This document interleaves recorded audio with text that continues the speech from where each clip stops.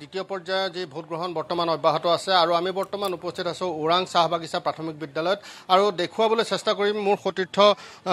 video' journalist বিনিময়ে দেখুৱাইছে যে যথেষ্ট সংখ্যক ভোটাৰ ৰাইজে এতিয়াও দীঘলীয়া শাৰী পাতি ইয়াত ৰৈ আছে ওৰাং চাহ বাগিচাৰ ইয়াতে 3টাকৈ কেন্দ্ৰ আছে য'ত আছে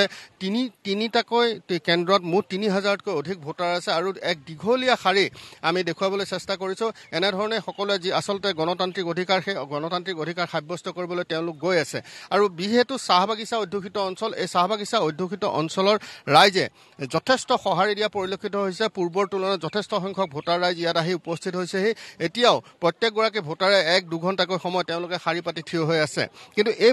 ভোটাৰসকলৰ যি আশা আকাংক্ষা লৈ আচলতে তেওঁলোকে ভোটদান কৰিবলৈ আহে সেই আশা আকাংক্ষা কিমান দূৰ প্ৰতিফলিত হৈছে আমি ভোটাৰসকলৰ পৰা জানিবলৈ চেষ্টা কৰিম যে বিগত সময়ছোৱাত তেওঁলোকে যিহেতু ভোটদান কৰিলে ভোটদান কৰাৰ পিছত চৰকাৰ গঠন হ'ল এইবাৰো সেই একে আশা লৈ তেওঁলোকে ভোটদান কৰিবলৈ আহিছে আচলতে চাহ বাগিচাৰ যিসমূহ সমস্যা চাহ বাগিচাৰ সমস্যাসমূহ কিমান সমাধান হ'ল নে নহ'ল আমি তেওঁলোকৰ পৰা জানিবলৈ বিচাৰিম বাইদেউ আপোনালোকৰ খোৱা পানীৰ সমস্যা থকাৰ সমস্যা চিকিৎসালয়ৰ সমস্যা পাইছে নে নাই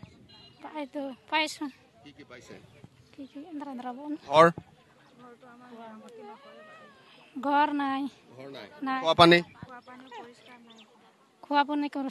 নাই ক'ৰ পানী খায় আপোনালোকে